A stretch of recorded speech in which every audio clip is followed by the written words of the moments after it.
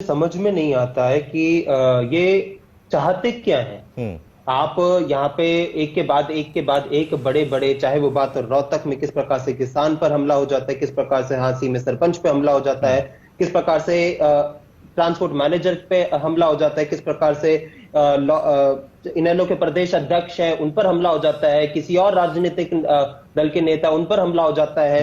तो उसके बाद अगर हम जनता के बीच में अगर इनको जवाबदेही ना बनाए तो उसको ये कह देते हैं राजनीति ना करे। मैं एक सवाल पूछना चाहूंगा राम राजीव जी से, अगर इस प्रकार की घटना का जो क्रम है अगर किसी कांग्रेस शासित प्रदेश में हुआ होता या किसी इनके विपक्षी दल के शासित प्रदेश में हुआ था, क्या भाजपा इसको मुद्दा नहीं बनाती?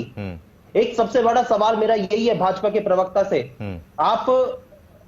मैं एक चीज कहना चाहता हूं, आप अपने दिल पर हाथ रख के ये बात कहिए कि अगर ये किसी विपक्ष के शासित प्रदेश में नहीं, अगर ये घटना हुई होती, क्या आप उस पर राजनीति करते या नहीं करते? आज से सबसे ज्यादा तो आप ही राजनीति करते, लेकिन सवाल ये कि हम राजनीति नहीं कर रहे, हम जनता को असलियत बताने की कोशिश कर रहे हैं। असलियत ये है कि आज विपक्ष जो है सरकार को जवाबदेही बनाने की कोशिश कर रहा है। अगर हम सरकार को इनके जो इनके कारनामे रहे हैं इन बीते 9.5 साल के, अगर वो इनके सामने नहीं रखते तो आज इस प्रकार की बातें नहीं करते कि हम 7 दिन में हम पूरी एक फोर्स बनाएंगे। क्या कारण लगते हैं? आप कह रहे हैं कि 9.5 साल में अगर ऐसी चीजें ना होती, ऐसा क्या हुआ जिससे क्राइम ग्राफ बढ़ गया जो आपको लगता है?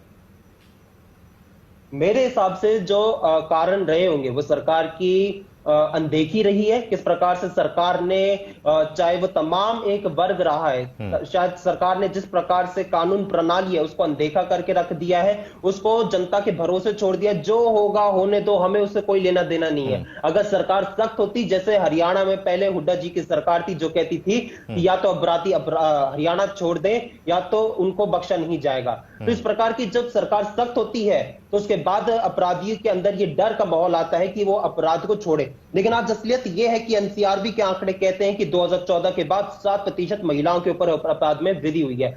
आज आंकड़े ये कहते हैं, सरकारी आंकड़े, ये कांग्रेस के आंकड़े नहीं है, सरकारी आंकड़े ये कहते हैं कि अगर आज इस साल में 2024 में अगर सबसे ज्यादा महिलाओं के लिए सबसे ज्यादा असुरक्षित प्रदेश अगर कोई है तो वो हरियाणा और दिल्ली है। दिल्ली जहां पर केंद्र शासित प्रदेश है और हरियाणा जहां पर इनकी डबल इंजन की सरकार है, और ये वो हरियाणा है जहां पर महिलाओं के लिए सबसे ज्यादा असुरक्षित है, जहां पे इन्होंने पानीपत में रैली करते हुए कहा था बेटी बचाओ बेटी पढ़ाओ का नारा इस देश के प्रधानमंत्री ने दिया था। ये वो हरियाणा है। आज सरकार अपने आंकड़े जारी करती है सामाजिक प्रगति सूक्ष्म रिपोर्ट में, वो ये कहती है कि हरियाणा सबसे ज्यादा असुरक्षित प्रदेश है। ये आंकड़े जारी करके कहते ही है। आज हरियाणा जो है वो मर्डर रेट में जो है वो 4थे स्थान पे है।